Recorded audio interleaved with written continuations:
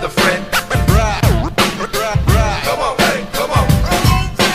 Who is this? Now our pregame, and we have a very special guest here on Getting Colors pregame. Getting color, yes. That's it. The very lovely, beautiful, vivacious, a good friend of mine, an entrepreneur in her own right, Goldilocks. Goldilocks, welcome to the pregame. How are you?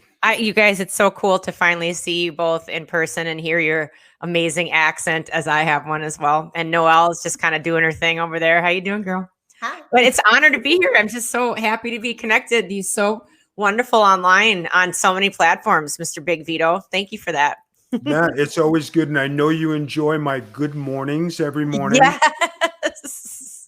So, and it's always a pleasant thing. You know, it's good when you deal with pleasant people every day and you see happy things and you always post positive things yourself. Nothing ever negative, nothing bothers you. If you do have a little something going on, you really don't focus on it. You parlay it into something different. That's True. what I like about you. You know what I mean? You got to keep that aspect. But Yes. without further ado, I would like you to tell the people about yourself and what you do, because it's very interesting, because we had a conversation just before, and I'd like the people to know about you, about what Goldie does, how Goldie lives her life. Floor is yours.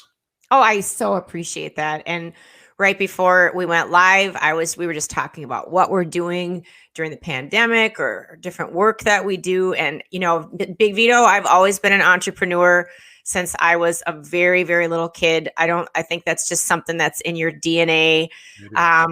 So as far as like, what's an entrepreneur, you know, people throw that word around. I'll tell you my meaning of it. So I went to Catholic school and okay. And then do you remember during Lent, depending on the climate, sometimes it was harder core than others. And I just remember one Lent, it was like the entire Lent, not just one day, but all of Lent, we were to only have gruel for lunch. That's all they served, was like a hot porridge with no sugar, no milk. And like, they wanted us to really understand what kids in other countries were lucky if they got. And I just remember like the second day of this gruel gimmick, I wasn't having it. And I knew that they had coupons that would come in those circular, like the papers in the paper, the colored part of the newspaper. And they always had Little Debbie's, Ding Dongs, and Ho-Hos, buy one, get one free. So I'm thinking, all right, I'm already up 50% there. And then I knew if I stood outside, because I grew up in the hood, if I stood outside and I gave somebody $1 cash, that they'd give me $2 or maybe more worth of food stamps back, because they had the cash. Right. And I wanted the food. They didn't. They wanted other things. And I figured out at like 7, 8 years old that I could get a huge ROI by the coupons, buy one, get one free. And then now with the food stamps gimmick. So I'd go in, I'd clear out the shelves of all the Little Debbie, and I'd bring them to school. And I made a little rig under my uniform skirt, because that's what good Catholic girls do. Of course. And I had all my ding dongs and ho-ho-hos duct taped under my dress. And then at lunchtime, I would just sit there and distribute underneath the tables. And these kids would pay me really, really well for this. So I was coming home with a good set of ching, you know, that week. And then my parents kind of caught on, like, where are you getting all this money? And then I was called into Sister Anne's office, and you know the rest from there. So you know the rest from there. I mean, it's nothing like being popular in high school when you actually have a doctor's notepad and you steal the stamp. I was king. Are you kidding? How did you do that? I used to go, well, we didn't have money, so I used to go to this facility that was facilitated by the state. So the doctor left the office one day, and there it is, this stamp. There's this freaking pad. I said, man, I could make some money in school. So put it in my pocket. Next day, I said, anybody need a doctor's note? You got doctor's notes? Yo, bro, pang, right there. Everybody was going to the same doctor, like about 290 people. It was awesome.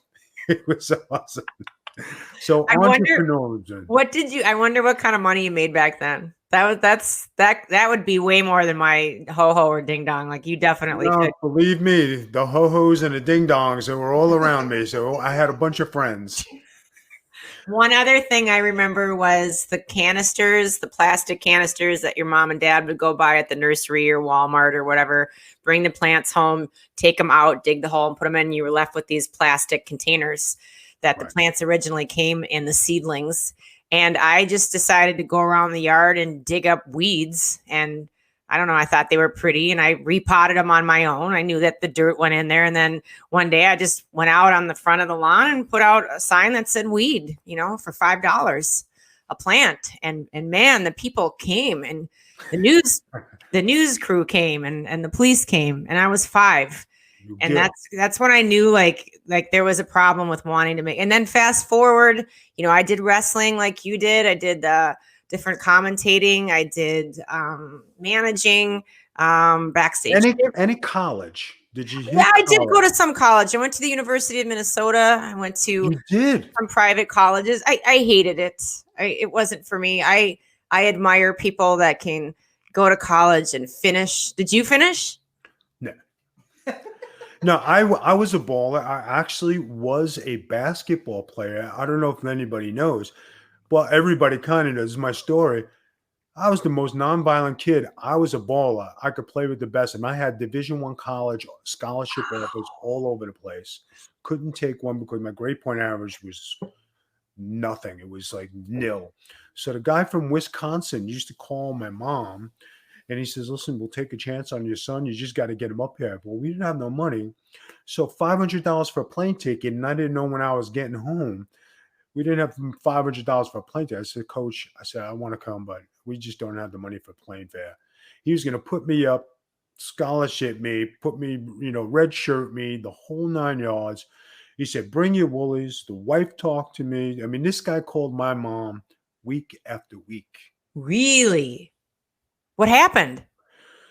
I wound up going to some BS school upstate, and then I wound up trying out for the Olympic baseball team. That didn't work out also. I was in a pass and fail classes for college to play ball. It just didn't pan out. I came back, and then I went to they wanted me to play semi-pro football on Staten Island, and I was like, I just, my heart wasn't in it no more. And it was like, all right. And then I went to wrestling school and went to see Johnny Rods, but I had a very prestigious job working in K-Line in a steamship company. I went from freight cashier to rates analyst in 6 months. Wow. I was smart. I picked up stuff. I went to all these big time meetings in the World Trade Center on the 99th floor. I was like, I thought I was up and coming. And then wrestling got in my blood. And I says, well, that's the end of that ship. And then I just changed gears. So being an entrepreneur and a go-getter and doing different things, so you kind of understand the life. Now, being a woman in the wrestling business, what year did you break in the wrestling business? 2002. Okay, 2002. Yeah. Did you go directly to TNA or did you do some indies first? No, I didn't. I was my lawyer was the same lawyer as the Jarretts starting out that TNA Impact promotion. She said they're looking for somebody to do backstage interviews that does not have a prior wrestling background. They're looking for somebody fresh. And I'm like, well, that's me. And honestly, like I tell the story, I was in such a bad, abusive relationship. My record deal, just everything was all kind of intertwined. And I was looking for anything possible to get out. And it was under the pretense that I would get to cross promote, sing, and possibly write songs, which I did. I got to write all kinds of different entrance music and ring walks and helped with making gimmicks. I did the photography in the very beginning of TNA. A lot of people don't know that. Like everything I shot, I brought all my gear from LA all the time, back and forth. I'd haul it on the plane. Then finally they let me just keep it at the Nashville Fairgrounds facility in a kind of a chained area. I locked it up so that I could use it every week when I'd fly back for the pay-per-view. And then eventually I just moved to Nashville because I finally cut ties with the person that I was with. And it was hard to get the job. I had to just bug and poke and pester and keep flying out on my dime, put myself up, cab it. There was no Uber, there was no Lyft back in 2002. And finally I got the Jarrett's, Jeff and Jerry's attention, and they said, you've got it. And I saw that as an in, but I look back now and I appreciate you having me on your show, Big Vito and Noelle, just because I didn't appreciate anything. I didn't understand it. I didn't really know how important, how amazing these workers and wrestlers really are, like how talented that you all are, what you sacrifice, the education, the training that went into it. I didn't know because I'd had no prior background. So I wish I came could in go a back. different realm. You came in on a different note. You didn't do the wrestler skit. You came on a more sophisticated, level. So which I is the thought. focus of. No, it's awesome No, to come on that. It is. It's a not. learning experience for I was sure. rude. I was rude. I thought I was better than everybody else because I was flying in from Beverly Hills, and a lot of the girls that were there or guys, they were a little scrappy, and I just thought I'm better than everybody. And if I would have had my head out of my ass back then, I would have been getting to be friends with all of these people because they're all superstars now. And it just goes to show you that old saying. It just never loses its power. Don't judge a book by its cover. And I really, really was snooty. I was coming from a huge record deal, then the TV deal, huge publishing deal. My stuff was in movies and films, and I just thought I was better than everybody. And you just can't think that. And even if you do, you need to dismiss it and look at the playing field that you're on with each new opportunity and each new, experience and see what can you gain here? What kind of friendships and relationships can you make? And I wish I could go back in time and redo it. You have said something very intriguing and very true here. Ooh. Don't judge a book by its cover. That has been the label that has been on Vito LaGrasso his whole life. You see me coming, you're saying, well, back then I was bigger, I was meaner, I was wrestling, I was serious as a heart attack. But nobody ever took the time to open the book up. And they say, wow, he really is a nice person. He's funny. He's got a sense of humor. Very few people took the time. And when you took the time, they say, man, that's a definite twist from what you see. And I didn't let nobody get close to me. I didn't it wasn't you. You protected you. And there are a lot of vultures out there. So you have to, be that guy. And when you have to be on 24 hours a day, 7 days a week, it's hard to let people in. So judging a book by its cover, now you are very pretty. And I'm sure that you've had a lot of people come up to you and hit on you, think they're smooth and do all this kind of stuff. But you have to have your guard up because every Tom, Dick, and Harry thinks they got a chance, you know what I mean? And it's just not it because they don't know what's inside your mind, inside your head.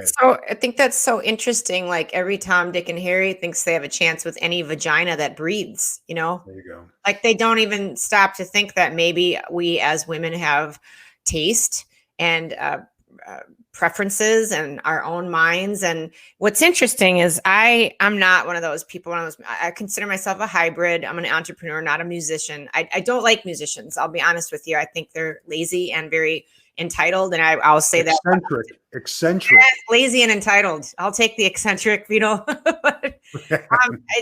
I see a lot of them right now and they just throw their hands up and give up. And it's really depressing for me because, I'll do anything for an honest day's dollar. I'm not judging you if you want to do things that I don't agree with, but then don't come back around and pour me or,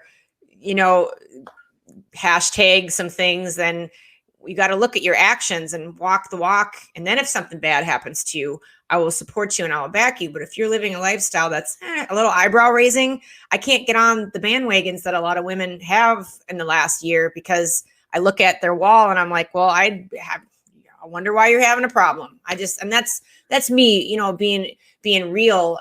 What did I go off on a tangent about this? What were we talking about right before this? It was, you said something and then I cut you off. Judging a book by its cover. Judging a book by its cover. Oh, about the men. So I look at things like, oh, he's a really good looking guy. I'm a great looking girl. I know I am. I'm funny like you are. I have a great sense of humor. I'm good, intelligent. But I don't ever for 1 second of time assume that guy is going to be into me. I just don't because maybe he likes brunettes, or, oh God, but judging by my root outgrowth during the COVID, then he could have the best of both worlds. But maybe he likes brunettes, or maybe he likes really tall women or curvy women, or maybe he doesn't like my accent, or I don't ever assume anything with somebody. I always think I can throw it out there. I can let somebody know that I'm interested in them. And if they're interested, they'll respond back. But so many guys that I've encountered throughout my life, they just think like automatically, here I am, here's Bob, like the life of the party showed up and I'm supposed to like, give him a blowjob or whatever. It's just like, hello, like I don't get upset if somebody isn't into me. I just think, well, I'm not their cup of tea. And you know what? I'm going to tell you this. It was an audition I had because I did modeling, commercials, and film since I was 3. So I made good money throughout my life, as a kid, supporting my disabled mom. She was terminally ill. So I knew the better I did at a gig, the more money I'd make and the more I could keep my mom alive. But I remember this one time when, oh God, my brain is just like, I'm on a tangent. I was going to tell you a story about the modeling. What was this? Oh, I didn't get it. It was a great audition for a big package, the circular in the paper, the billboard, the jingle, the TV commercial, the billboard, everything. Those paid like $350, $400, $500,000 for the package back then. Still do probably. And I remember I wanted it so bad because I'm like, oh, I could buy some more hospitalization for my mom or physical therapy, or I could help her. And I didn't get it. And I was bummed. And the next time I went to that casting house, there were casting houses back then in Minneapolis. The same director was there, and casting director. And I just said, hey, and I'm a little kid. I said, can I just ask you, like, what did I do wrong the last time? I thought I nailed it. I thought I had that. I did it really good, and it's been bothering me, ma'am. And she just looked at me and said, Goldie, you didn't do anything wrong. And I'm like, yeah, but I didn't get it.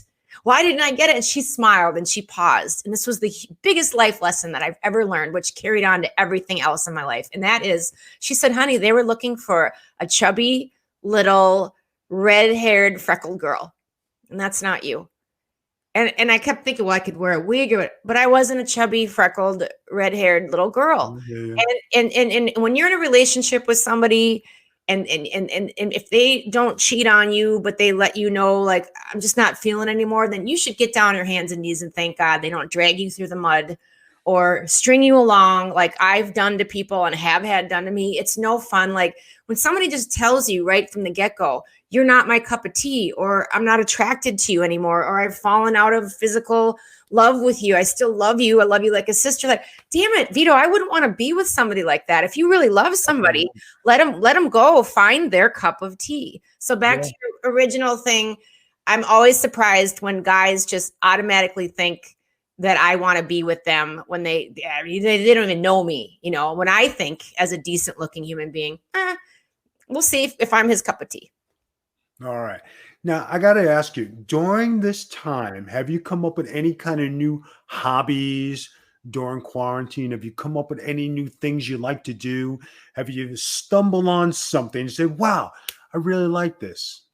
Vito, like you and Noel, just constantly creating content. So the only thing I've stumbled on is trying to up the game and do better production. So something that I've been studying during the quarantine is green screen and lighting, and trying to figure out how to do some really badass tricks with that. That's it. Otherwise, I am very boring. Like I am just so all about work and music and shooting videos and editing. We got a couple new videos coming out. And I'm always just trying to like up the game and think of what can I do, because I do all the editing myself. So during the quarantine, it's just been constant tutorial. I know it sounds completely geeky, but I always want to get better at what I'm doing, especially on our Patreon when people are, spending their hard-earned cash. I want to do like the best job I can. So green screening and new lights. That's what I've learned. All right. Now, the guys I see you with all the time on your stuff, who are the gentlemen who are in your group? Is that those guys in your band? Yeah. Do they work with you? What are their names, and what's the name of the band? Our band is the Goldy Locks Band, GoldyLocksBand.com. And the guy with the mohawk is our drummer. He is Rod Saylor. And then our guitarist is Serge Drobin. And Serge does a lot of Patreon stuff with me, or more content like that, where Rod will do more of he's our music director. So he does everything music wise and tracks and production. And they're both so phenomenal and talented in their own way. And it's really great to have that. And then I work like Noelle does with your stuff. You know, I stay in my lane, and it's really nice to have two other people contributing to a really solid brand, because we started Goldilocks Band in 2002 with the wrestling. One of the guys that ran sound at the asylum, I was like, "Oh, you got long hair. What do you play an instrument?" He's like, "Yeah, I play guitar." I'm like, "Oh, cool. You want to start a band?" And that's how the first Goldilocks Band started, was at one of the first wrestling shows. Now, being you're from Beverly Hills, to go to Nashville, that's like from Staten Island to going to Tampa, I know. right? Yes. Two totally different lifestyles, right?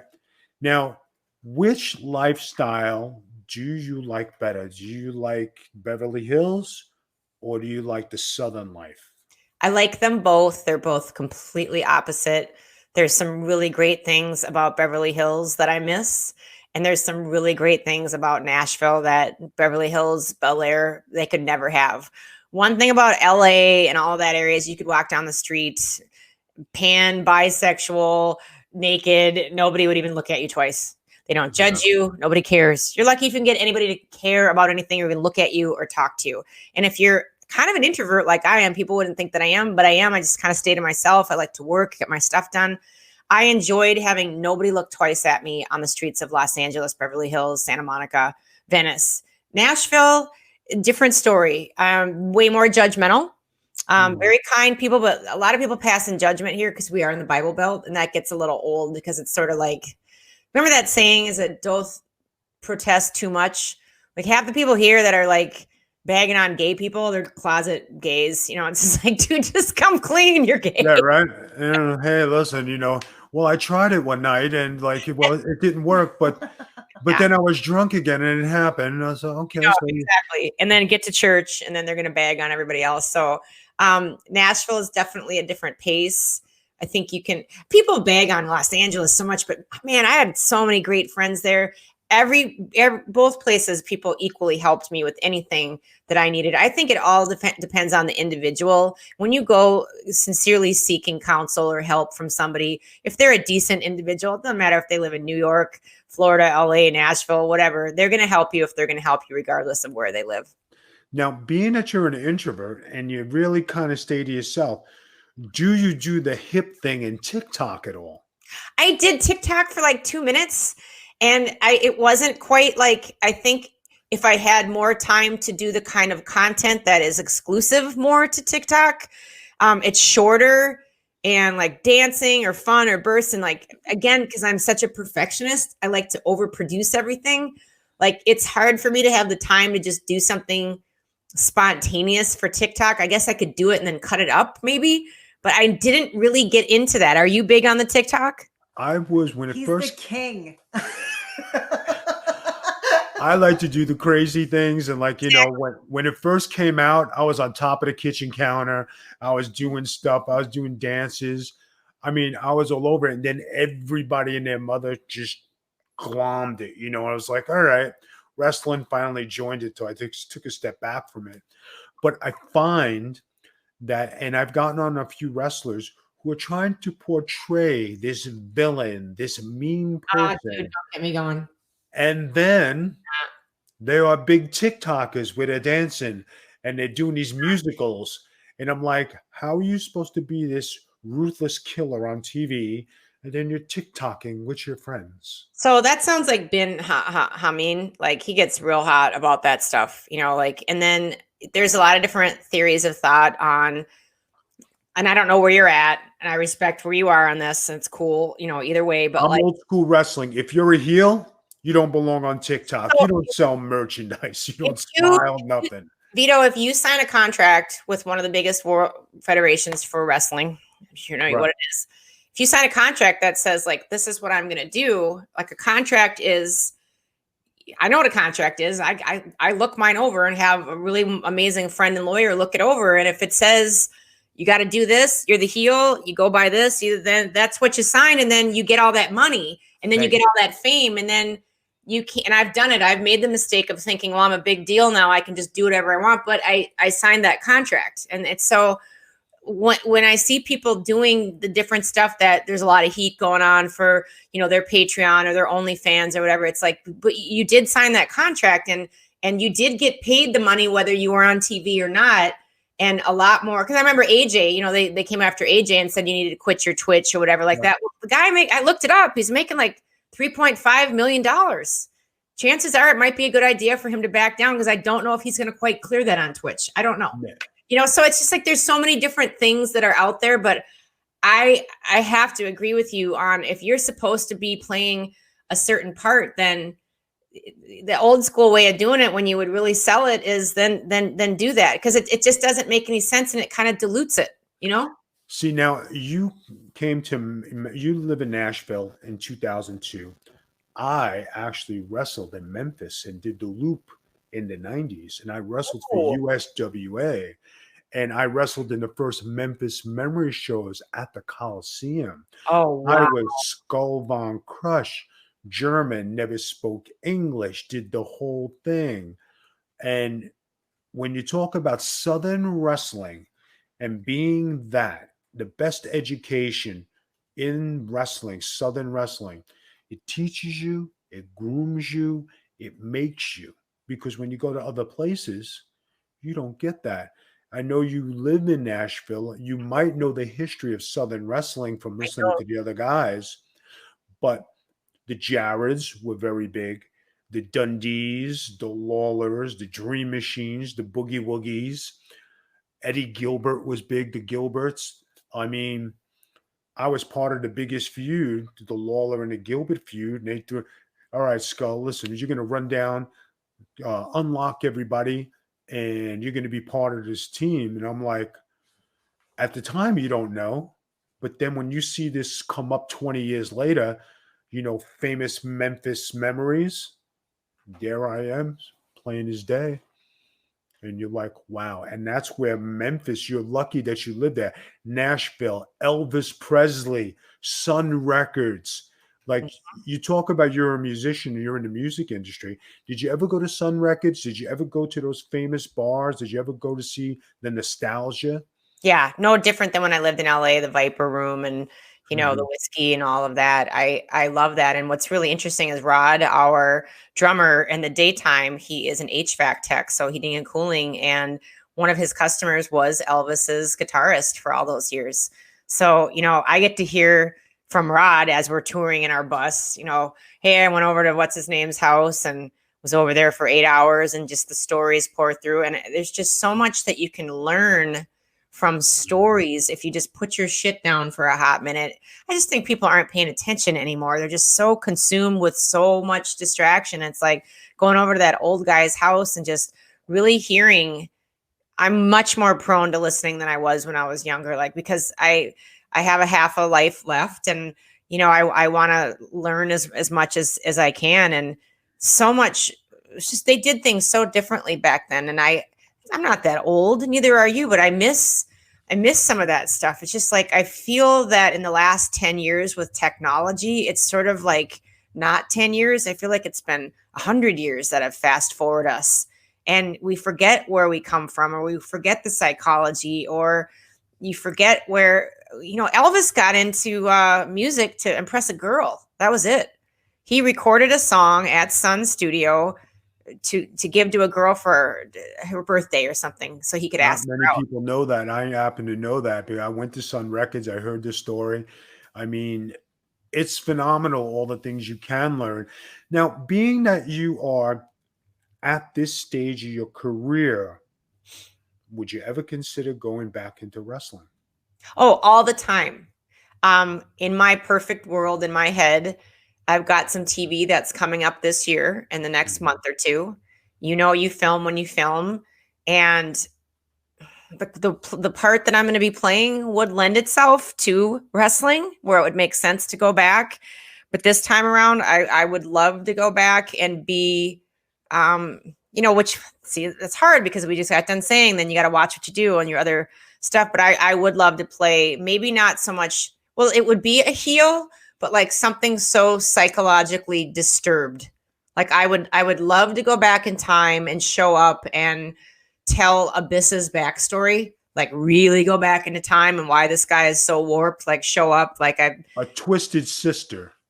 something really diabolical, but not like a satanic thing, but just something very thriller. You know what I mean? Like a thriller Right. movie where you're just like, what just happened? Like I would love to, I understand now where I didn't quite, I started to get it in TNA, and right when I got it, I got fired. So I'd like to go back and do that, or do something that a female isn't doing right now, because there's plenty of beautiful ones and divas and all that. I'm decent looking. If I was on wrestling again, I'm already starting to get cut for the show coming up. I'd love to be in amazing shape. Love to still be a sex symbol at whatever age. I think you can be one at 70 if you wanted to. But I'd love to play like something real wicked. Like I said, go back with Abyss, or, Eric Young's doing some really interesting things right now.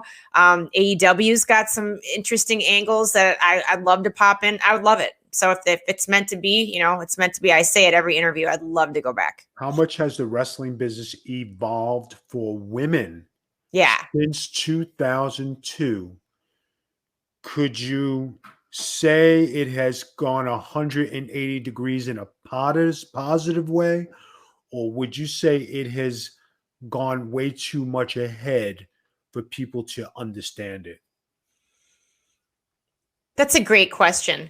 I don't think that I watch it enough to give that a fair answer, but I will say when I was in wrestling, I did not want to watch the female matches. I thought they were weak. I thought they were a joke, and they didn't mean anything to me.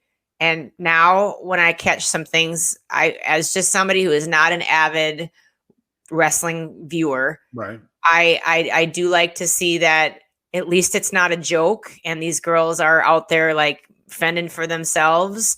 I am old school when it comes to everything. When it comes to a band or an artist on stage, I think you should look like a rock star. If you look like you just rolled out of bed, then it doesn't do what it needs to for me. This is me speaking personally. So no, you're right. You're right on track, because if you don't look like $1 million, dress like $1 million, feel like $1 million, ain't nobody gonna look at you. And I say that repeatedly in my own household.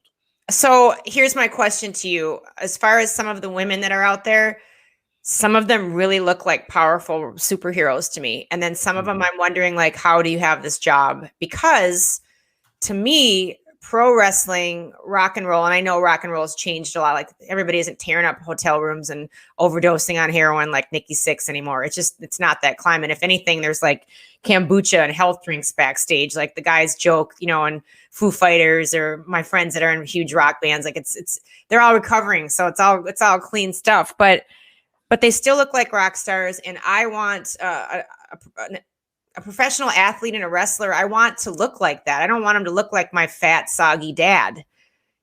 You know what I mean? Like that doesn't say that doesn't say strength to me, but this is me talking out loud. And some of the women, I just think like you're getting paid a lot of money, and it would be so cool if like your physical frame reflected the fact that you should be in the gym like we all were. When I was in TNA, I would go to the gym, and I wasn't even really wrestling. I did a few indie shows and here and there and whatnot, but like I trained with those guys like I was a superhero or a warrior. And some of the girls look absolutely like jaw dropping, like putting in the work, like damn.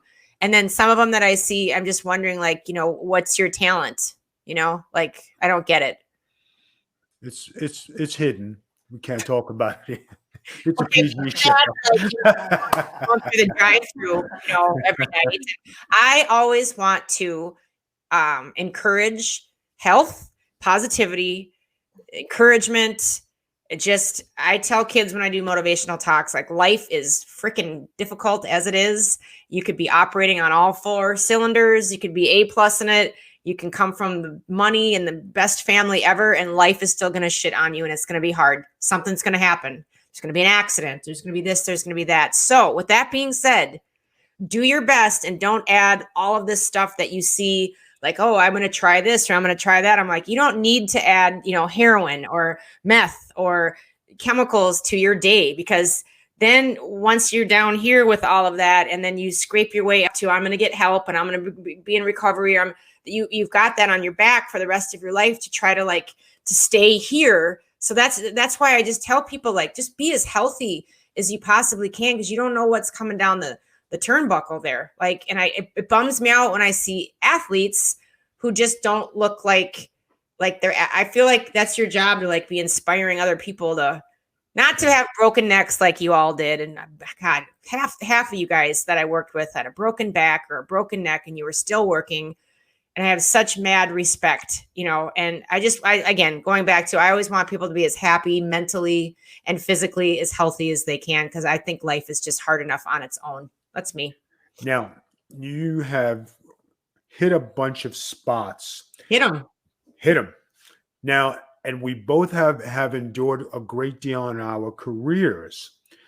Now, let's go outside the pocket and let's talk about somebody we both know and we love. And guys, my best buddy, Vince Russo.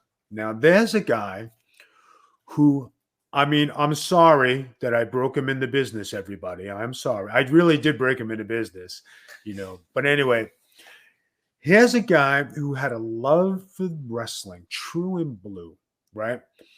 Went into this. We got him a job at the WWE, being a magazine writer.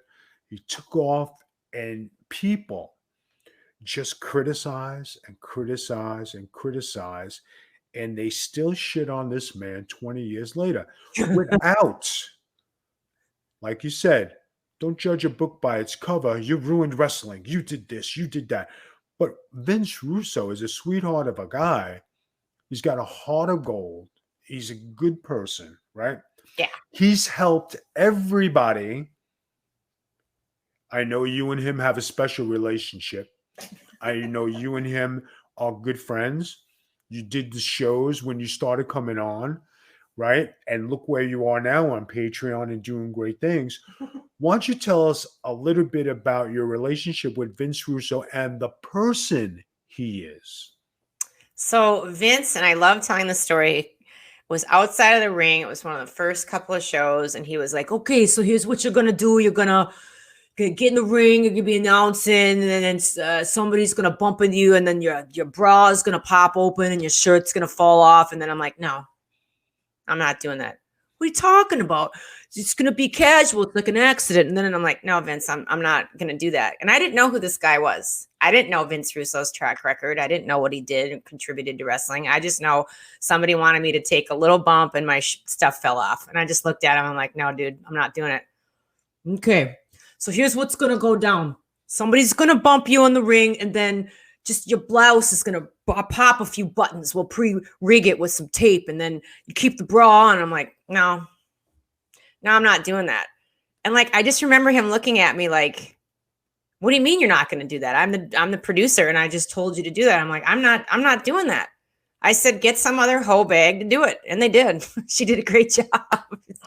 Wow. So, and that's how we started out. And then I think Vince just started to see, like, she's not going to do all of the regular stuff that people always have done in wrestling, and it's tits and ass, it's TNA. And I was like, no, you hired me to be a backstage interviewer and to interview people and to sing on the show or the national anthem or help out with the music. I didn't sign, again, there's nothing in my contract about my top falling off or my boobs showing. And I was just like, I'm not doing that. And from that moment, like, I don't know what it was, because it's like, all right, then the next time around, I don't think he asked me, like, are you okay with this? But he at least was like ready for me to say, I'm not going to do that. There was nothing else in the last however many years we worked together that I didn't do. If anything, he was like, okay, so what do you think about this? And Vince is well known, maybe not publicly, but within all of us, he is very good about asking you what it is that you want to do, or what do you envision or see, and then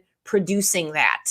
Like, for the most, I can't think of anything that I proposed to anyone, be it Vince, Jeff, Jerry, Bob Ryder, Terry Taylor, anything David Zahadi that I proposed, they let me do it to the 100%.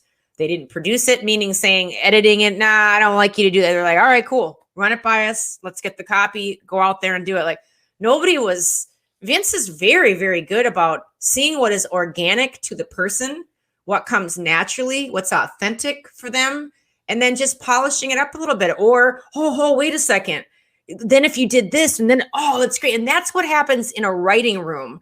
And a lot of people don't know, like when I had my record deal, I had a deal with a lot of people in the Minneapolis area.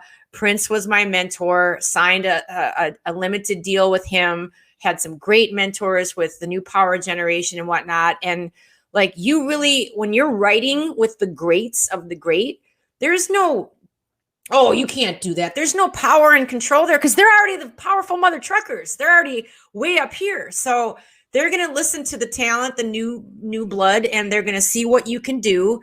And then, let's try this. And then what if we did this? And it's, when I'm writing with people or when I worked with Vince and all of those, it was never, ever, no, it was never that. It was always, yes, and let's make it even bigger and make it even better and blow it up. And that is what I miss about wrestling. And the Dutch man tells all of these guys, like you would just come to them with one little idea and they could spin it into like weeks worth of content. It's like, wow, that's not at all what I was even thinking, but holy shit, that's awesome. So pretty much everything that Vince did was just a holy shit.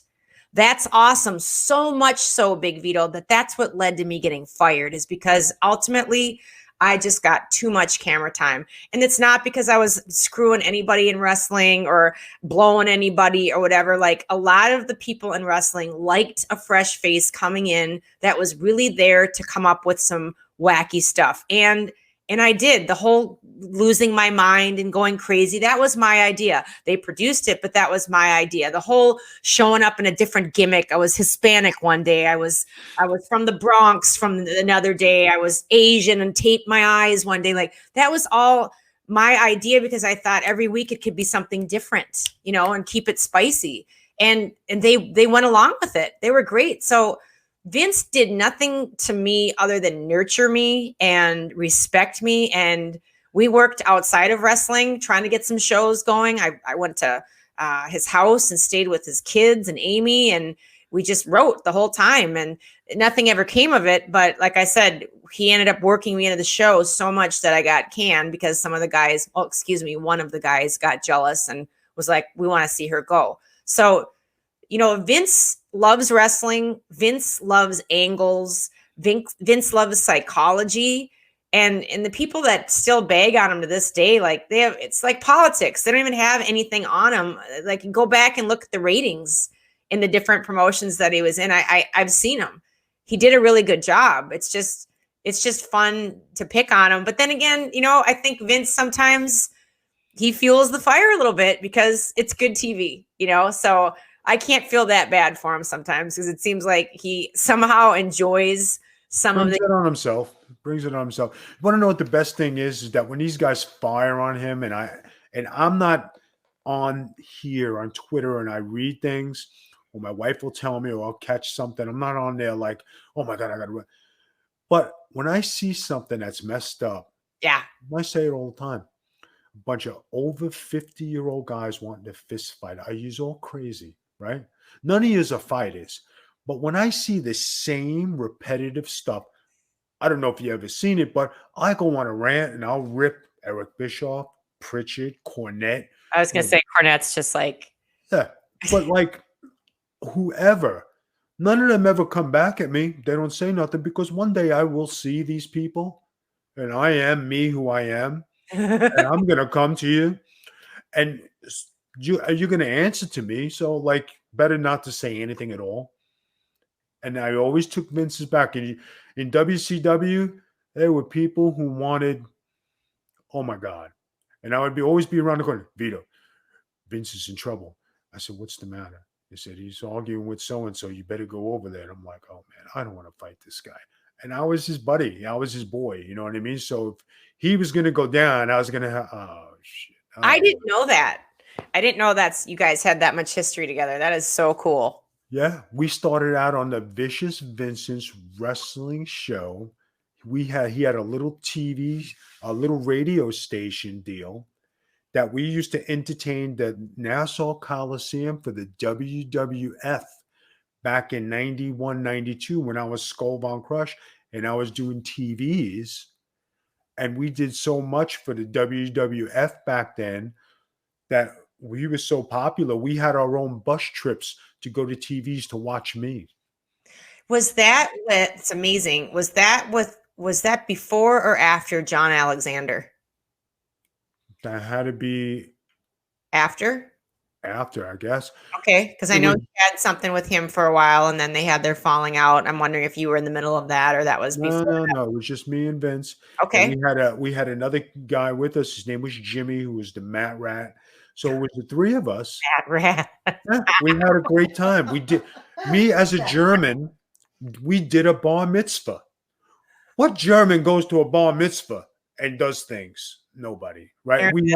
We had that kind of fun. It was fun, and then the wrestling business kind of took like, and it became too real for people, and that's what killed wrestling.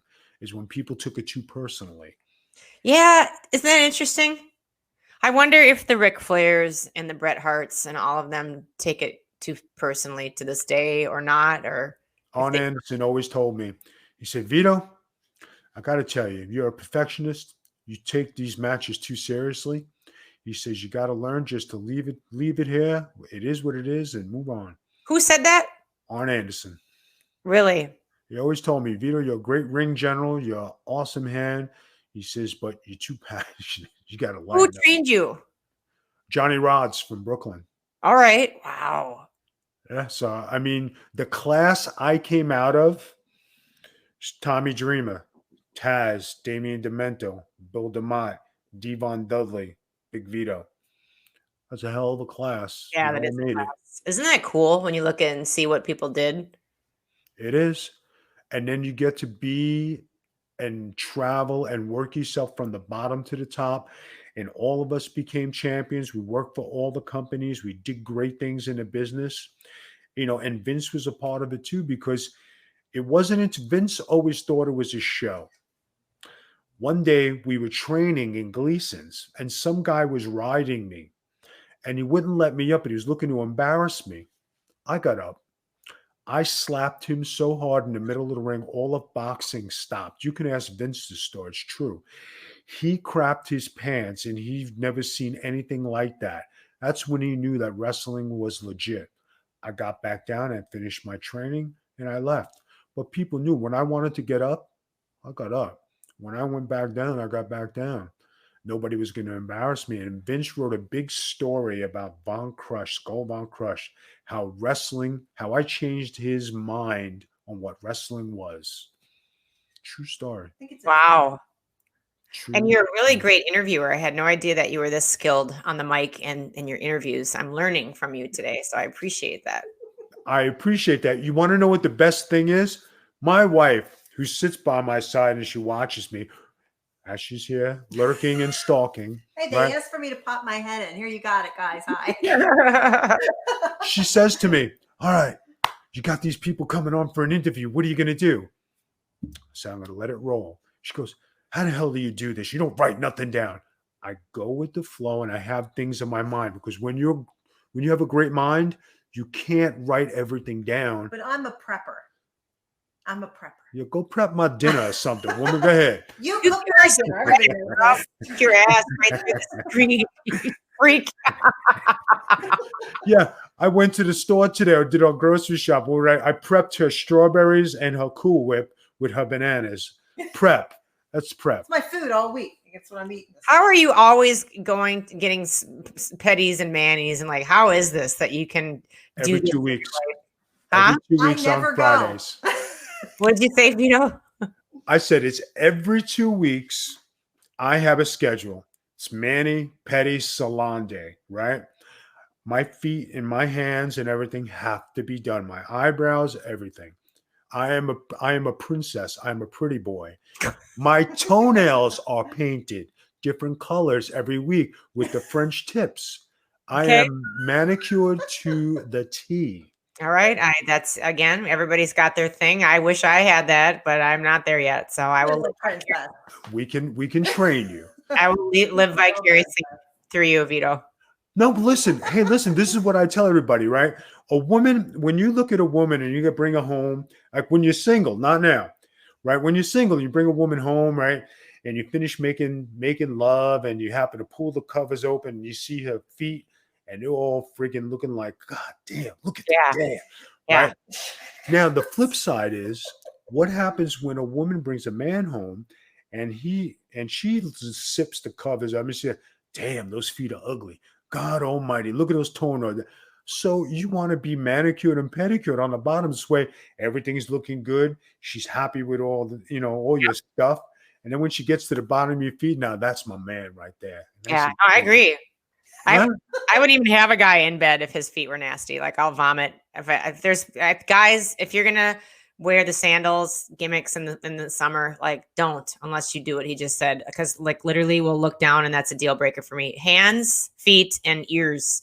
If your ears are if there's trees growing out of your ears, I don't want anything to do with it. Exactly. That's disgusting. I even have the buzzer. I go around my ears. I go in my nose. You got to see. I'm going. The hands gets me. Bad The fingers. hands, manicure, pedicure. I like to wear nice rings. Mm-hmm. When I have my jewelry on, I have the best jewelry. When I Mm-hmm. wear it, people look and they say, wow, guys put Oh, together. is it big nose hair? They said people that have nose hair Oh. on the chat. Ugh. All right, Goldie. Listen, you have been a wonderful interview. Can you do your plugs for me, please? Plug away anything you want. Go. Thank you. Well, just follow on Twitter, please, or Instagram, Goldie with a Y, Goldie Locks Rocks. Would love to meet all of you. Anyone listening this far along, thank you. Appreciate you. And we've got a great Patreon that's a lot different than everybody else's, at least as far as the females. Vito, I focus on encouragement and motivation and a lot of just connection with people. Emailing every day, checking in, liking stuff, postcards, whatnot. Real old school Patreon. It's not the sexiest Patreon out there, even though we do things like tub talk and whatnot. At the end of the tub talk, it is about getting you laid as a man or helping you online. That's what I'm about. That's what I'm about, girl. Yeah. I'm coming to Nashville. I'm going to get in the tub. More people will watch it if I'm in the tub. So, we appreciate the support. Our band website is Goldilocks with a Y, GoldilocksBand.com. There's some really cool things that we're doing.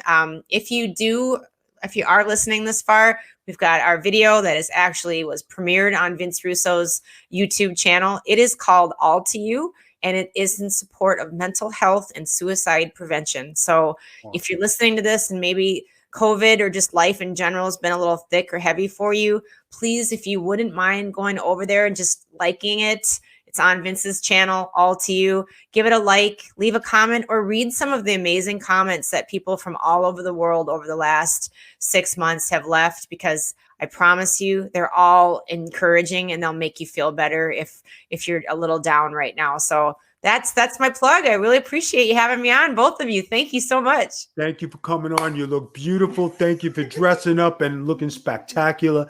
This has been the pregame with Big Vito and the beautiful, luscious Goldilocks. Thank you for coming on the show. I appreciate it. All right, Goldie. We will see you soon. We'll inbox you and talk. Peace out.